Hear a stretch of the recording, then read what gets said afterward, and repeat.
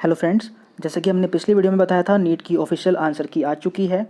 तो इस वीडियो में हम देखेंगे कि उसे आपको कैसे चेक करना है या फिर आपने आपको क्वेश्चन को कैसे चैलेंज करना है। तो देख लेते हैं। सबसे पहले आप गूगल पे जाना है। यहाँ पे आपको टाइप करना है nta.neet.nic.in।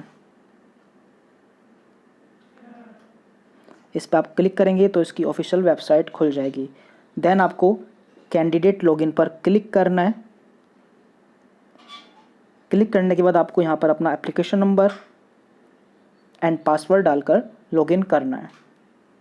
इसके बाद आपके सामने एक विंडो ओपन होगी जिसमें आपको इधर ऑप्शन दिखाई देगा की चैलेंज का। इस पर आपको क्लिक करना है। क्लिक करने के बाद आपकी आंसर की यहाँ पर आपको शो हो जाएगी। सबसे पहले आपको दिखाई देंगे questions, then answer as per NTA and then suggested answer by the candidate. यानी कि आंसर एज पर NTA ये वे आंसर हैं जो कि NTA ने दिए हैं। यानी कि क्वेश्चन नंबर 1 का आंसर ऑप्शन ए है, क्वेश्चन नंबर 2 का 3। यदि आपको लगता है कि ये आंसर कोई गलत है इनमें से, तो इसके लिए आप इसे चैलेंज कर सकते हैं।